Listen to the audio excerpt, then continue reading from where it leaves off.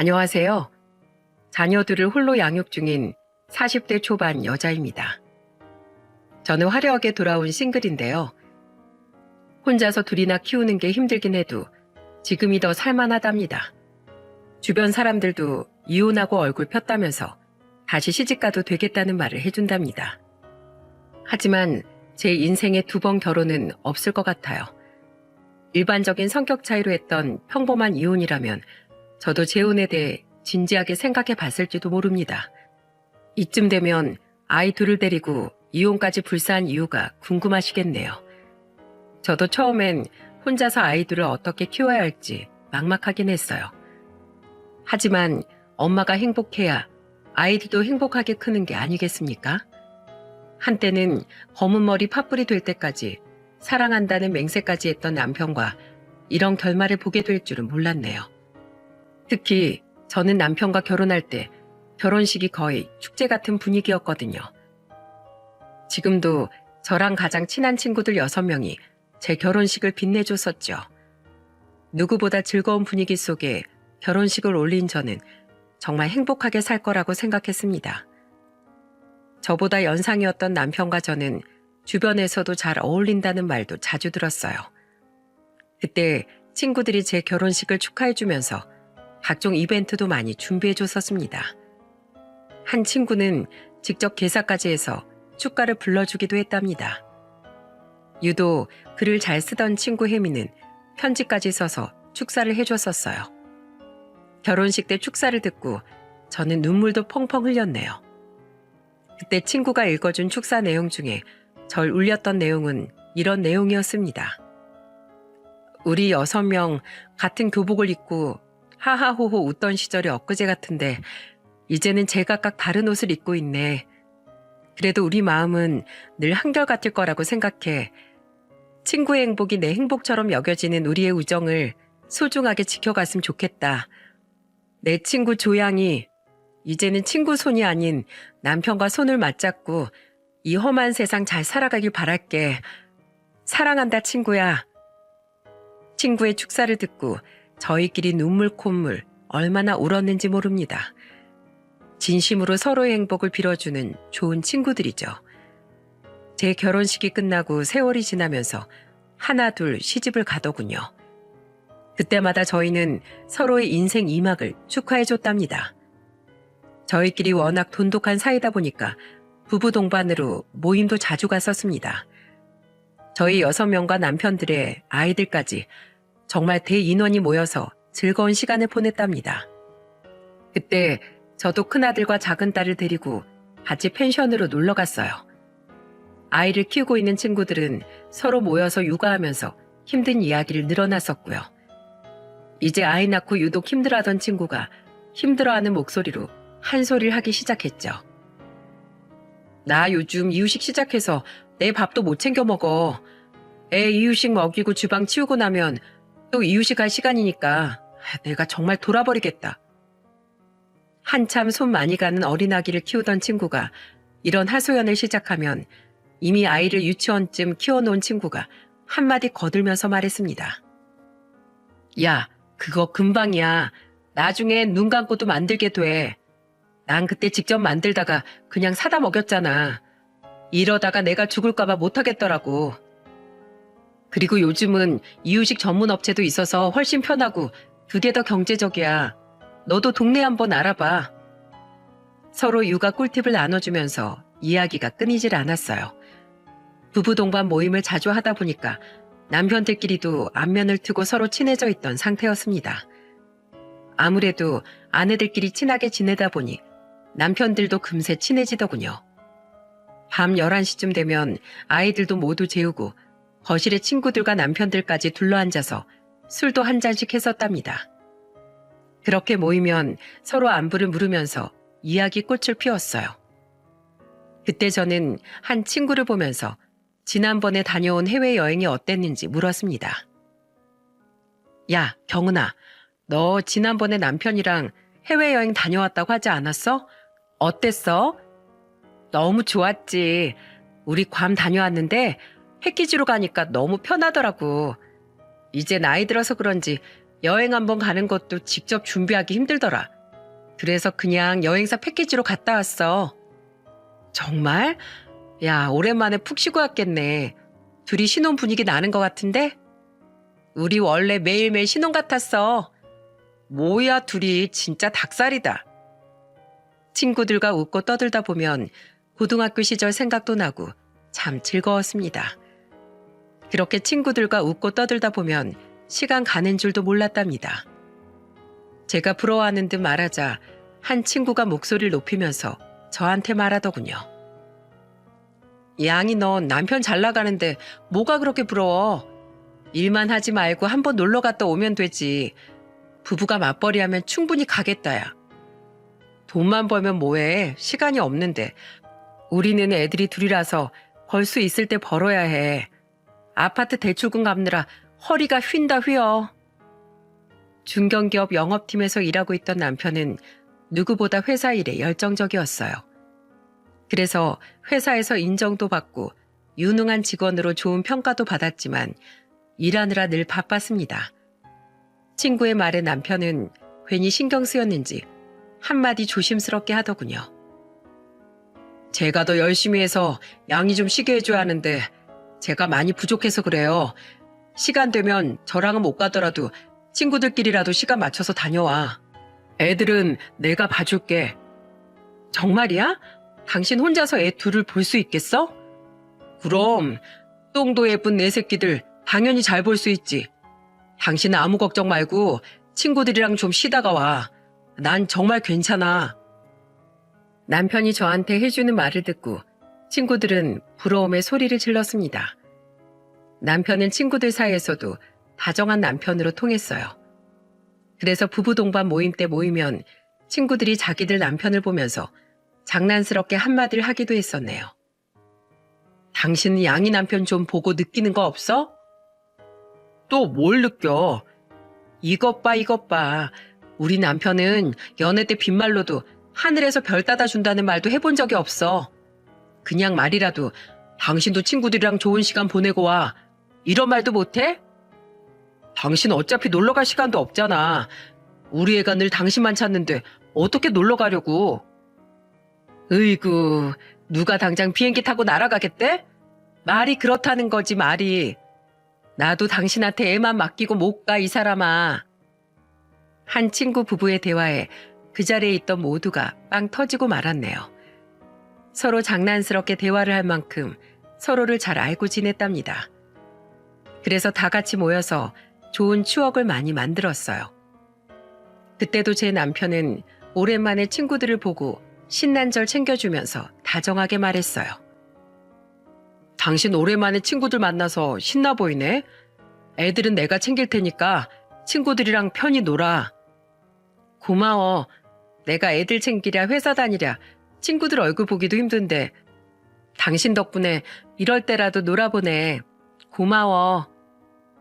집에서도 밖에서도 한결같이 다정했던 남편을 보면서 저는 참 결혼 잘했다는 생각을 했어요. 특히 밖에 나가면 남편은 더 저를 배려해주던 다정한 남편이었답니다. 그래서 그런지 친구들은 제 남편을 보면서 어쩜 저렇게 세심하고 다정하냐는 부러운 소리를 자주 했어요. 그럴 때마다 저는 남편 덕분에 어깨가 으쓱해졌습니다. 그야말로 남편과 아빠의 역할을 제대로 해내던 남편이었어요. 하지만 이렇게 다정하고 세심한 성격인 남편이 돌변하는 순간이 있었습니다. 바로 일할 때 남편은 정말 다른 사람처럼 변했거든요.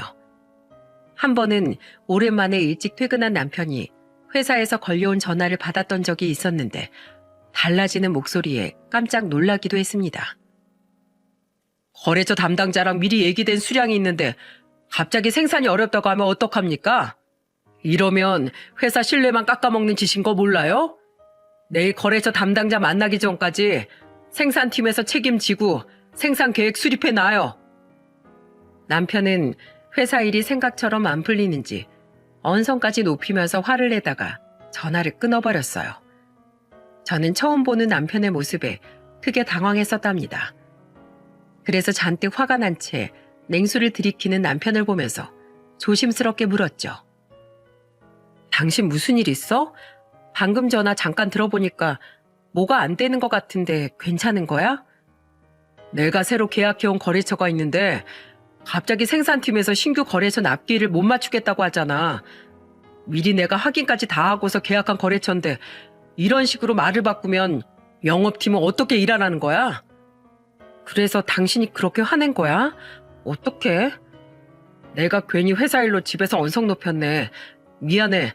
집에선 일로 화내기 싫었는데. 급한 일인데 어쩔 수 없지. 너무 신경 쓰지 마. 잘 풀릴 거야. 남편은 잔뜩 찡그렸던 얼굴을 풀고는 아이들을 살폈습니다. 저도 처음 보는 남편의 모습에 놀랐는데 아이들도 놀라긴 마찬가지였습니다. 큰아들이 그때 유치원생이라 눈치가 빤한 나이였거든요. 그때 큰아들을 보니까 멀찌감치 서서 남편 눈치를 보고 있었어요. 남편은 그 모습을 보자마자 거실로 가서 큰아들을 품에 안고 말했습니다. 준수야, 놀랐어? 아빠가 갑자기 소리쳐서 미안해. 밖에서 전화 받는다는 게 깜빡했네. 아빠 회사에서 선생님한테 화내요? 그러면 안 된다고 했어요. 어? 아빠 회사에 선생님이 어딨어? 회사에는 선생님 없어. 아빠가 같이 일하는 친구랑 얘기하다가 큰 소리 친 거야. 내일 그럼 회사 가서 친구랑 화해할 거예요? 그럼 친구랑 싸우는 거 아니라고 아빠가 말했었지? 아빠 내일 회사 가서 친구한테 화내서 미안하다고 할 테니까 준수도 유치원에서 친구랑 싸우면 안 된다. 알았지?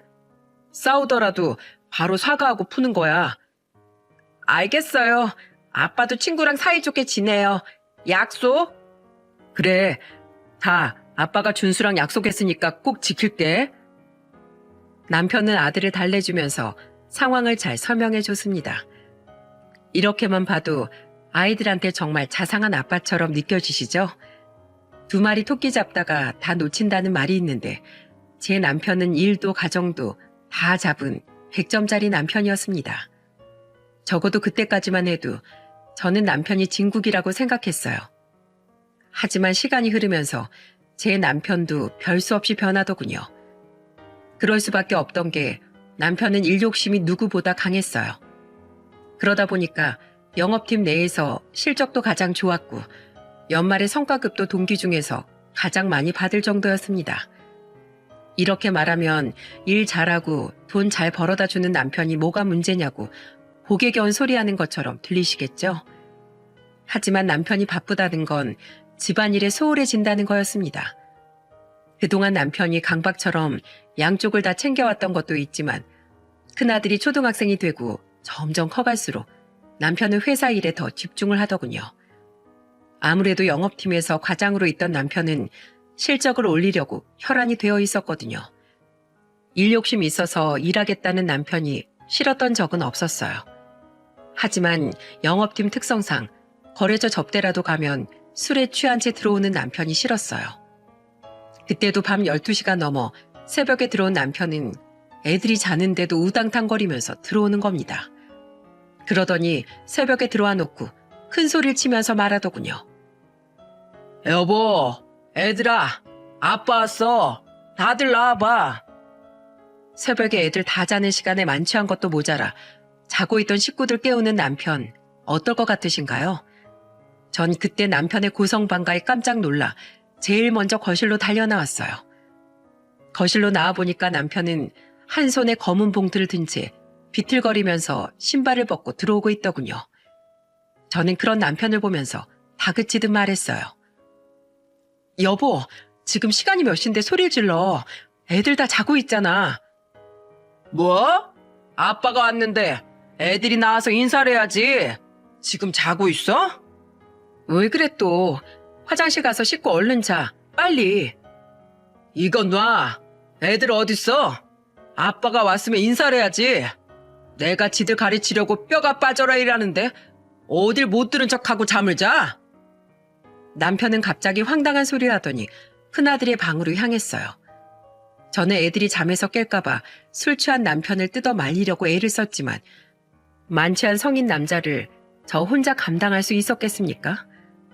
결국 남편은 아들 방문을 벌컥 열고 소리치면서 말했어요. 윤준수, 일어나. 아빠가 왔으면 일어나서 인사부터 해야지. 어디서 잠을 자고 있어? 당신 진짜 왜 그래? 왜 애들한테 술주정이야? 당신 집에서 애들 오냐오냐 키우니까 아빠가 와도 인사할 줄도 모르잖아. 와, 그때 정말 제가 얼마나 진땀 뺐는 줄 아십니까? 남편이 고래고래 소리 지르니까 결국 잠에 들었던 아들이 눈을 비비면서 일어나더군요. 그러자 남편은 잠에서 깬 아들을 보면서 다그치듯 말했습니다. 너 아빠가 그렇게 가르쳤어? 아빠가 아직 집에 안 왔는데 누가 자? 엄마가 잘 시간이라고 해서 잤어요. 아빠 죄송해요. 넌 사내 놈이 엄마 말이면 다 듣는 거야? 넌 입도 없어? 빨리 아빠한테 인사해. 아빠, 안녕히 다녀오셨어요? 아주 한 번만 더 그래봐. 버르장머리를 뜯어 고쳐놓을 거야. 알겠어? 너 앞으로 아빠 집에 오면 자. 술에 취해서 괜한 억지를 부리는 남편을 보고 정말 기가 막혔습니다. 저는 너무 어이가 없어서 남편 등을 때리면서 말했어요. 당신 미쳤어? 지금 시간이 몇 시인데 자는 애를 깨워서 엉뚱한 소리 하는 거야. 당장 나와. 가서 씻고 당신이야말로 잠이나 자. 당신이 이러니까 애들이 아빠 얘기를 우습게 알잖아. 난 생활비도 꼬박꼬박 주는데 왜 집에서 이런 대접을 받아야 하는데? 누가 당신을 무시했다고 그래. 당신이야말로 이러는 거 행패 부리는 거야. 왜 새벽에 들어와서 자는 가족들한테 분풀이야.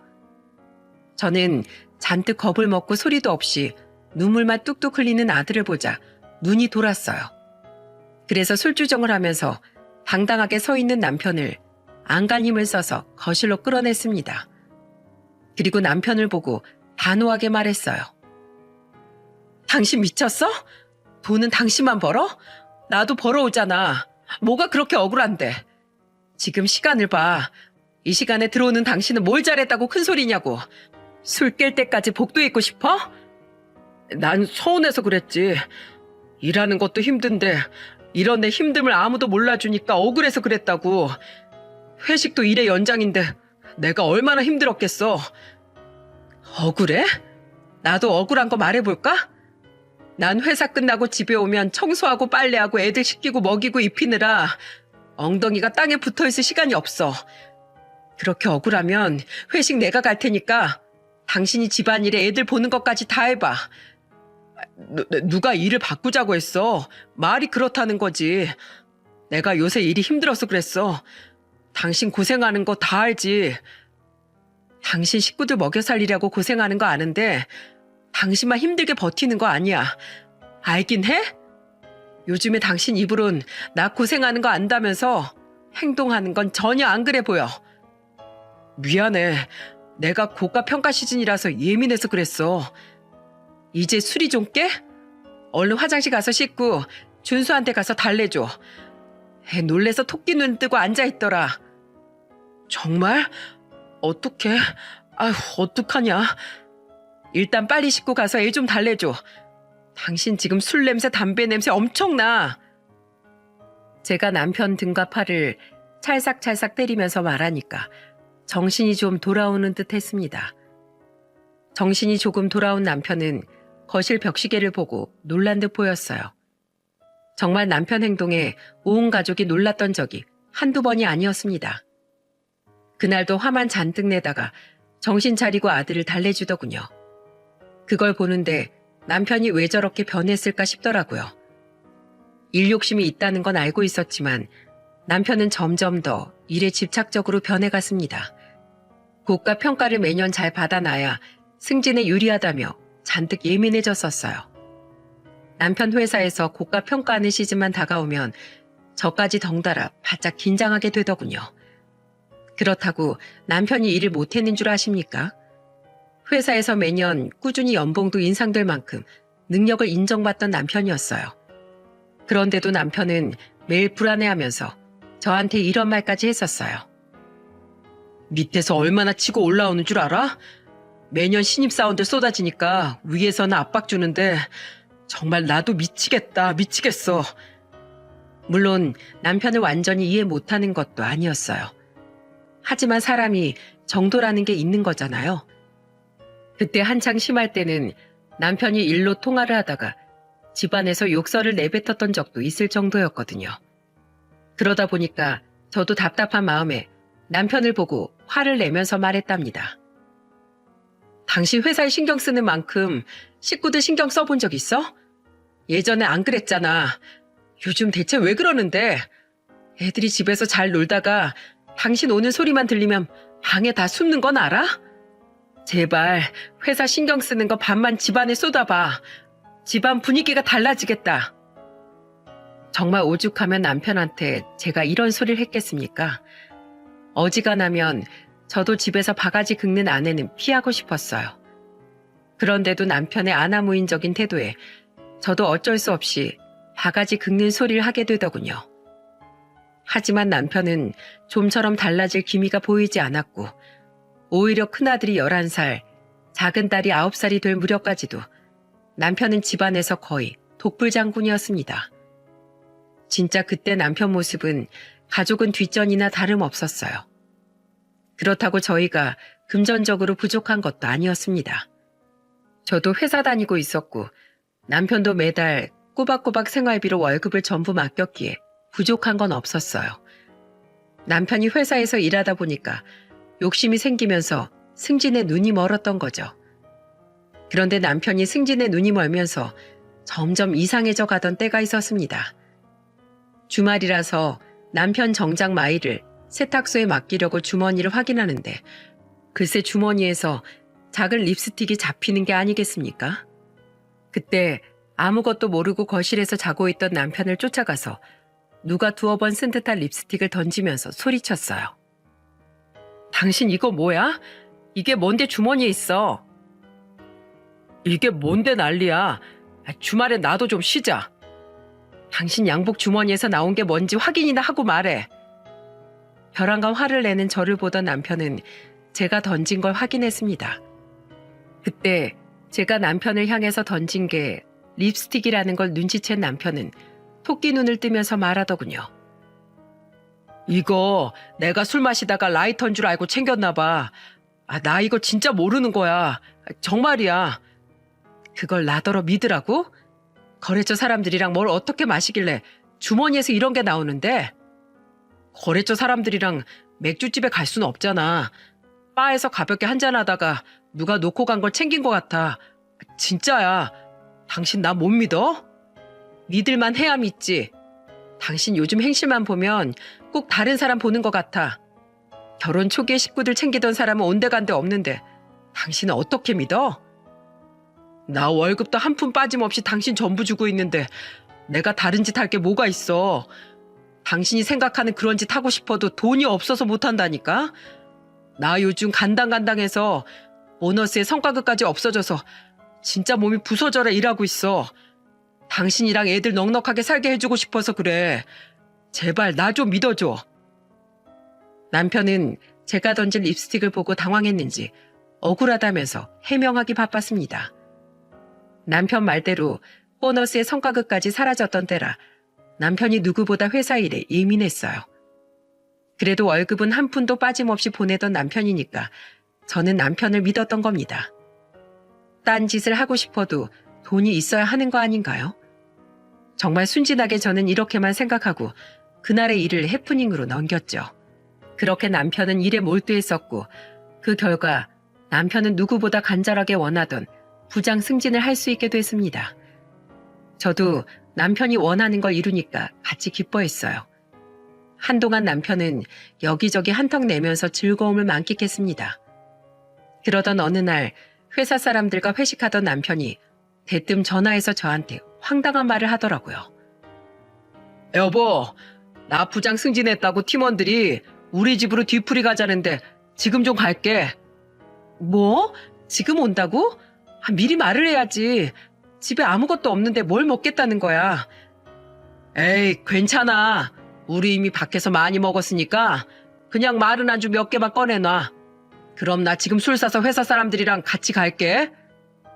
집에 아무것도 없는데 대뜸 회사 사람들 우르르 끌고 집에 온다는 남편의 전화에 저는 발등에 불이 떨어진 기분이었습니다.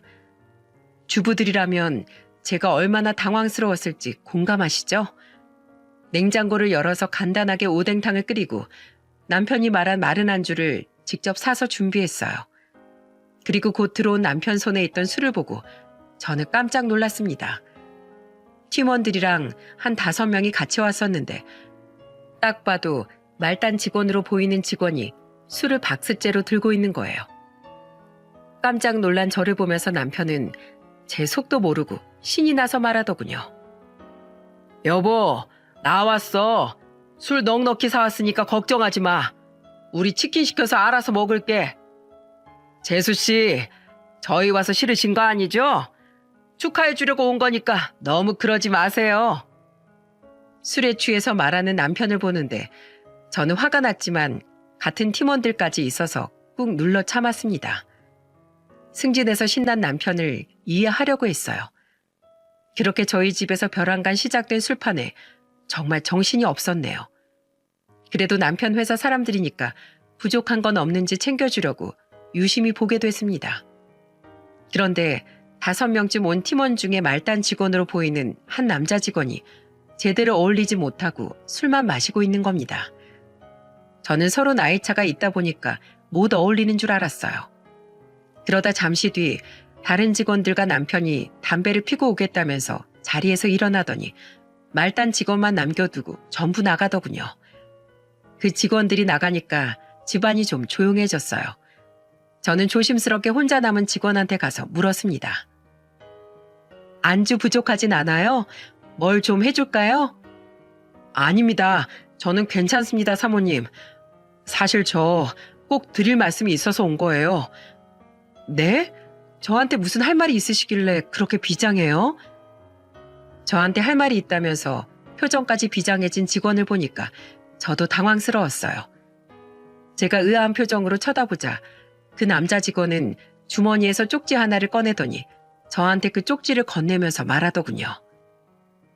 사모님, 제 얘기 잘 들으세요. 이 쪽지 확인해 보시고 이 전화번호 꼭 조사해 보세요. 저 지금 취한 것도 아니고 정신 멀쩡해요. 제가 사모님 인생 구제해 주는 걸 수도 있고요. 그러니까 제 말 꼭 명심하세요. 그게 무슨 말씀이에요? 갑자기 이렇게 말하면 제가 어떻게 믿어요? 지금 시간이 없어요. 이거 쪽지 꼭 간직하세요. 분명 저한테 감사하다고 꼭 그러실 겁니다. 그리고 꼭 부장님 뒷조사 해보세요. 꼭이요. 뜬금없이 알 수 없는 말을 내뱉는 남자 직원을 보고 저는 황당했습니다. 뭘 더 물어보고 싶었는데 그때 마침 담배를 피고 돌아온 남편과 다른 직원들 때문에 더 물어볼 수가 없었죠.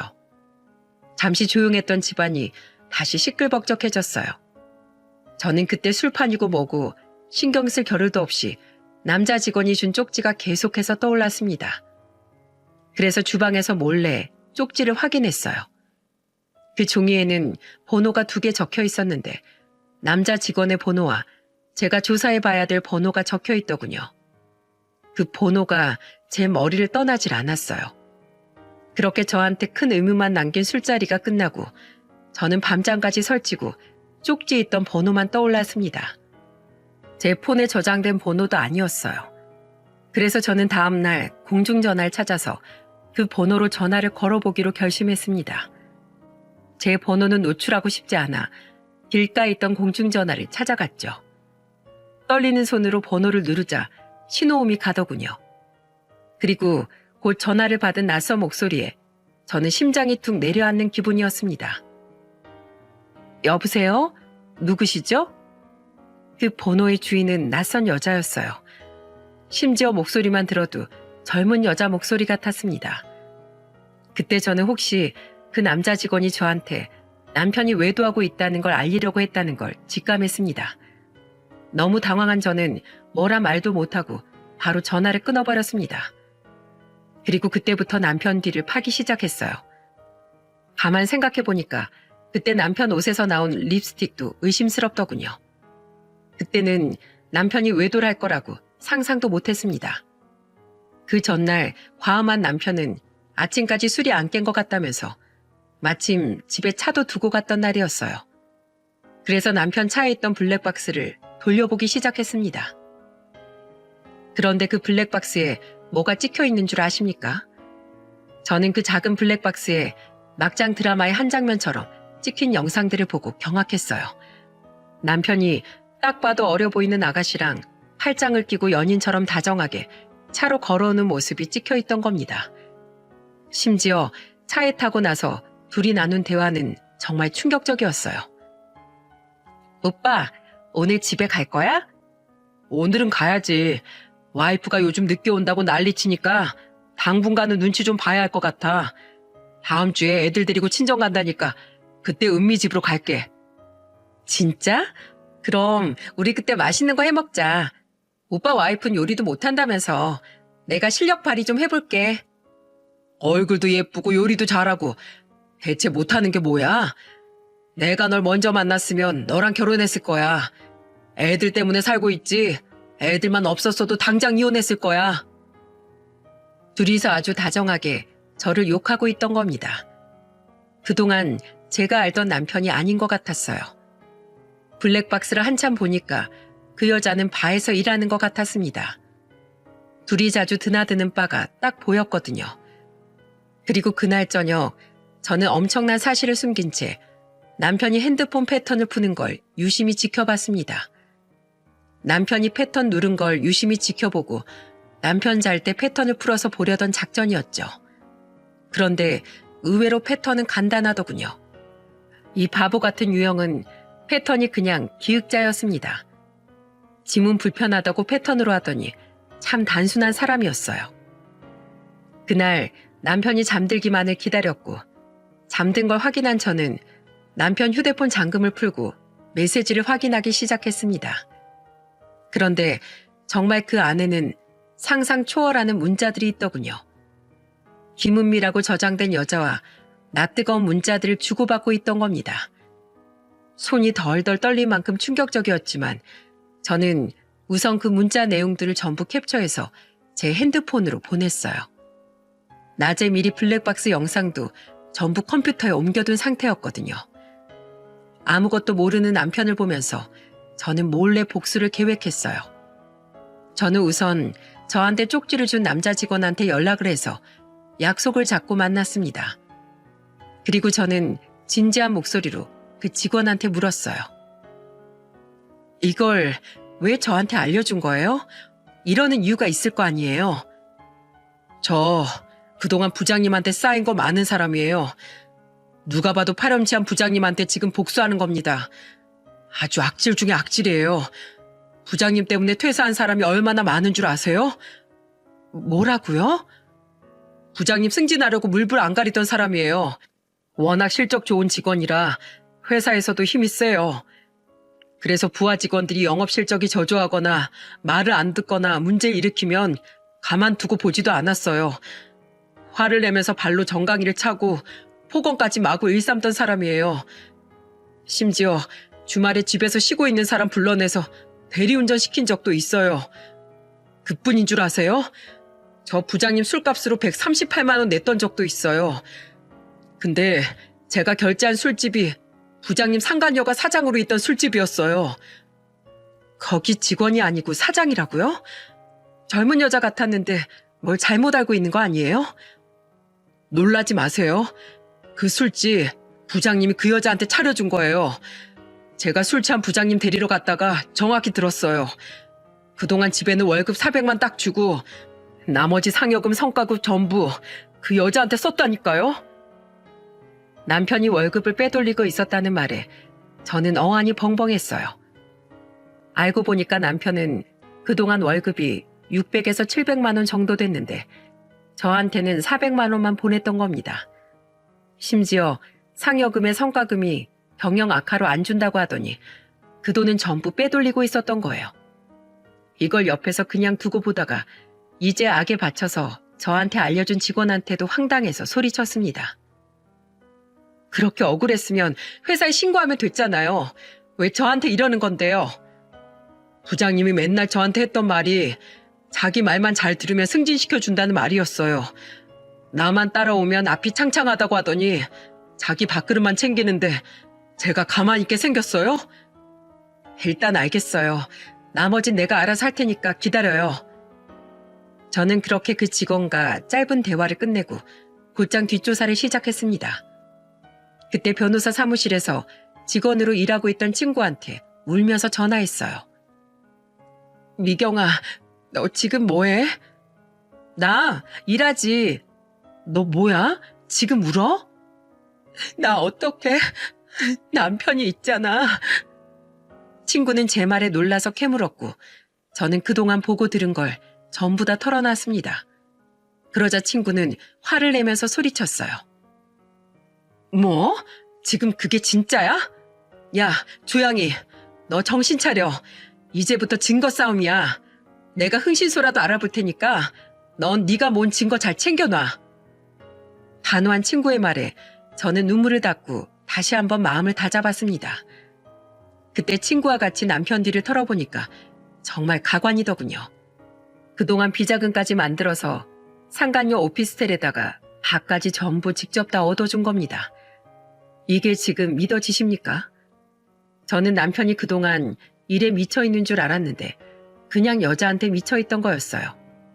심지어 서로 만난 기간도 1년이 넘었더군요. 그동안 아무것도 모르는 저를 보고 얼마나 재미를 봤을지 배신감이 느껴졌습니다. 그때 친한 친구들이 전부 남편 놈의 외도를 알게 됐고 다 같이 복수를 하자면서 뭉치게 됐어요. 그리고 친구들과 친구들의 남편까지 합세해서 상간녀가 있던 바로 향했습니다. 자리를 잡고 저는 상간녀를 보면서 술부터 주문했죠. 여기 로얄 살루트 3병만 주세요. 어머, 오늘 좋은 일 있으신가 봐요. 고급 술을 드시네요. 네, 아주 기쁜 날이니까 빨리 깔아주세요. 아무것도 모르고 비싼 술을 주문하니까 헬렐레한 표정으로 상간녀가 얼마나 좋아했는지 모릅니다. 사실 저는 술을 잘 마시는 편이 아니었어요. 그래서 친구들과 갔던 것도 있었죠. 고급진 술이 나오고 친구들과 남편들까지 한 잔씩 마시기도 하고 몰래 얼음통에 버리기도 했답니다. 그리고 저는 계속해서 술을 시켰어요. 그런데 갑자기 걱정 가득한 목소리로 상간녀가 저한테 와서 이런 말을 하더군요. 손님, 지금 로얄 살루트가 다 나갔어요. 그리고 지금까지 마신 것도 비용이 좀 많이 나올 텐데 괜찮으시겠어요? 저희 돈 많아요. 걱정하지 마세요. 돈 같은 거 걱정하지 말고 로얄 살루트 다음으로 비싼 술 가져와 봐요. 네, 그래요. 알겠습니다. 상간녀가 걱정한 이유는 그날 저희가 다 같이 시켰던 술값이 한 1,500만 원치 됐거든요. 여러분들, 저는 참고로 술 못한다고 말하지 않았습니까? 그날 친구들과 남편들까지 제 복수 도와준다고 비싼 술을 조금씩 마시는 척하고 얼음통에 다 버려버리고 있었어요. 술을 마시는 것보다 복수하겠다는 일념에 불타오르고 있었습니다. 일부러 술값 많이 나오라고 안간힘을 쓰면서 술을 없애고 있었죠. 그리고 슬슬 술을 먹어 치울 만큼 먹었을 때쯤 저는 남편한테 전화를 걸어 말했습니다. 여보, 난데 나 오늘 모임 있다고 했잖아. 나 여기 주소 보낼 테니까 여기 와서 술값 좀 결제해줘. 나 카드 하나도 안 가지고 왔네. 뭐? 정신을 어디 두고 다니는 거야? 지금 어딘데? 문자 보냈으니까 확인해봐.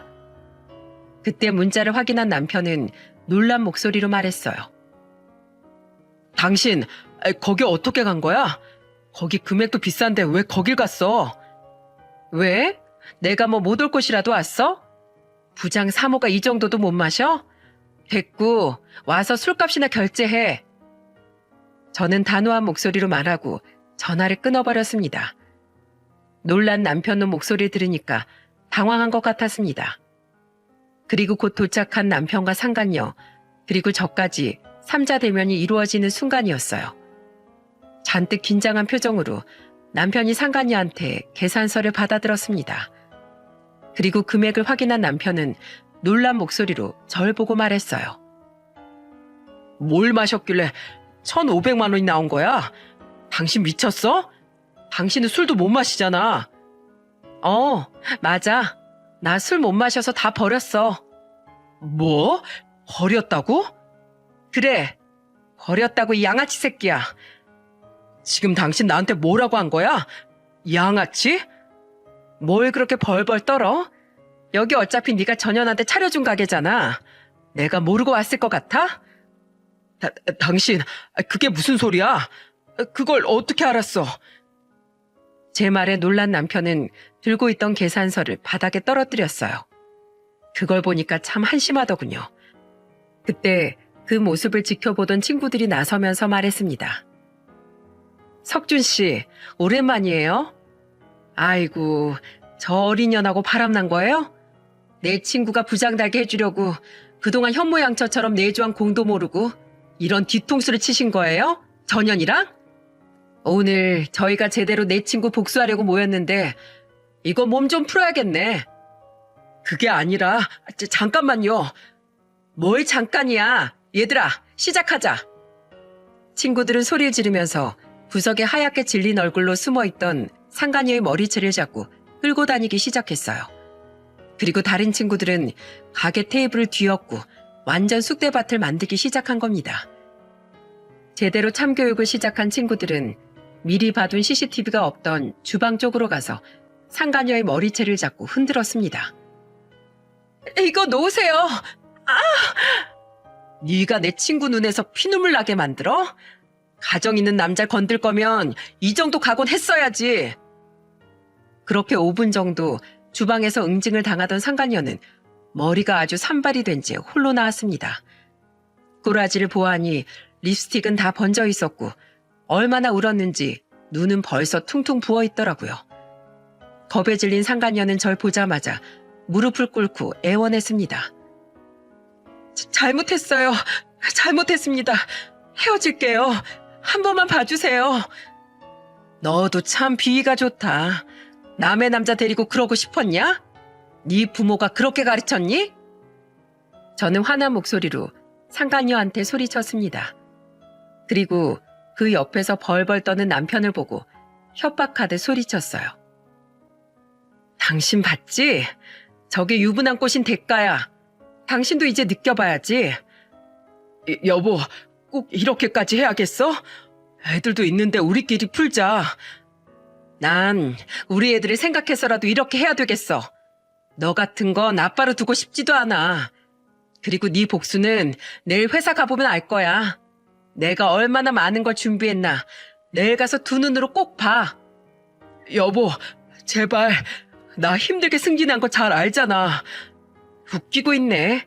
여자한테 미쳐 있었으면서 무슨. 더러운 손 치워. 개뜸 제 팔을 잡는 남편을 저는 냅다 밀어버렸습니다. 그리고 저는 친구들과 하이파이브를 하면서 술집을 나와버렸죠. 저는 다음날 회사로 가서 남편의 비리가 담긴 자료를 전부 보여줬어요. 남편의 불륜과 그동안 회사 부하 직원들을 괴롭혀 오던 걸 회사에 전부 고발한 겁니다. 남자 직원의 도움으로 회사에서 저질렀던 남편의 만행까지 전부 회사에 넘길 수 있었어요. 그랬더니 정말로 아무리 실적이 좋아도 요즘 같은 시대에 그냥 넘어갈 수 있었겠습니까? 증거가 너무 구체적이라서 회사에서 남편을 조사하기 시작한 겁니다. 심지어 퇴직한 그 직원들까지 일일이 다 전화해 남편의 비리와 갑질을 다 조사하고 있었어요. 그렇게 한참을 조사하던 회사 측에서는 모든 게 다 사실로 증명되면서 결국 남편을 해고하더군요. 결국 해고 통보를 받은 남편은 저를 원망하면서 말했습니다. 여보, 내가 그동안 부장 달려고 얼마나 노력했는지 알면서 이렇게까지 해야겠어? 이제 우리 뭐 먹고 살 거야? 우리? 우리 같은 소리 하고 있네. 누가 우리야? 이제 너랑 난 남남이야. 네가 바람핀 그 순간부터 남남이었어. 그러니까 평소에 좀 잘 살지. 오죽했으면 부하 직원이 제발 복수 좀 해달라고 나한테 부탁했겠냐? 내가 알아보니까 그동안 야금야금 집안 재산 빼돌려서 상간녀랑 잘 붙어먹었더라. 난 법적으로 다 시시비비 가릴 거니까 딱 기다려. 너 아직 안 끝났어. 내가 아주 오장육부까지 다 털어줄 거야. 넌 조강지져 버린 대가가 얼마나 큰지 한번 제대로 당해봐. 그래, 이참에 갈라서 진짜 지긋지긋하다. 남편 놈은 믿는 구석이라도 있는지 되려 저한테 화를 내더라고요. 결국 남편은 직원들한테 손가락질까지 받으면서 회사를 떠나야 될 처지였습니다. 회사에 짐을 싸러 간 날 그 남자 직원이 남편한테 어떻게 했는 줄 아십니까? 야, 윤석준, 이거나 받아라! 하면서 정수기에 물을 받아 남편 얼굴에 시원하게 뿌려버렸대요. 저도 몰랐는데 남자 직원이 전화해서 말해줬어요. 그랬더니 남편 놈이 끝까지 뻔뻔하게 소리치면서 말했다고 하더군요. 너 지금 부장한테 무슨 뭔 짓거리야? 부장 주호하고 계시네. 회사에서 잘린 주제에. 앞으로 인생 똑바로 살아. 알았어? 그동안 내가 너한테 지불했던 뭐 술값 노동비 다 청구할 거니까 돈이나 준비해둬라. 그러면서 저한테 자기가 인생 살면서 이렇게 시원한 적이 없었다고 말했어요. 오히려 저한테 고맙다고 말하려고 전화했다고 하더군요. 그 후 저도 남편놈한테 위자료와 재산 분할 그리고 양육권까지 전부 소송을 통해서 되찾았답니다. 그리고 상간녀한테도 위자료 소송을 걸어 제대로 복수했죠. 그리고 지금은 어떻게 됐는 줄 아십니까? 남편놈 백수되니까 그 상간녀도 결국 남편을 버리더군요. 그런 여자들 뻔한 거 아닌가요? 돈 있을 때야 그런 여자들이 붙어있지 빈털털이 된 남편에게 붙어있을 리가 없었어요. 그랬더니 지 버림받았다고 저한테 울면서 전화까지 했답니다. 여보, 나 그 여자한테 당했어. 오피스텔 가게까지 전부 처분해서 튀었다고. 그래서 나보고 뭐 어쩌라고? 그 여자랑 살림을 차리려고 이혼하겠다면서? 나 지긋지긋하다며? 나 정말 공사당한 거야. 나 모르겠어? 그 여자가 나 잘리니까 개차반 버리듯이 버리더라니까? 네 수준이 딱 그 정도야. 알겠냐? 나한테 이럴 시간에 그 여자 뒷공문이 잡으러 가던지 해. 나 한 번만 봐줘. 제발. 나 앞으로는 정신 차리고 살게. 지나가는 개가 웃겠다. 가서 네 돈 들고 튄 여자나 잡으세요. 한 번만 더 전화하면 가만 안 있을 거야. 이혼 소송까지 끝나고 전 남편이 된 주제에 상간녀한테 뒤통수 맞았다고 울면서 전화했더라고요. 여러분, 웃기지 않습니까? 결국 백수 신세가 된 남편은 술 퍼마시면서 폐인처럼 지낸다고 하더군요. 지금 이혼이 확정되고 2달밖에 안 지나서 그런지 속이 다 시원하네요. 앞으로 인생 어떻게 살지 모르겠지만 애들을 생각해서라도 제발 인간답게 살길 바랄 뿐이에요. 남편하고 지낸 10년 넘는 결혼 생활 동안 희로애락이 있었지만 이런 허망한 결말일진 몰랐습니다. 하지만 똥인지 된장인지 찍어 먹어봐야 하는 멍청한 놈이랑 사느니 지금이 훨씬 좋습니다. 저는 한 가정의 아내로 최선을 다했기 때문에 후회도 미련도 없답니다. 지금 회사를 다니면서 아이들과 이사도 하고 평범하게 지내고 있어요. 그런 제가 이런 사연을 왜 썼을까 궁금하시죠?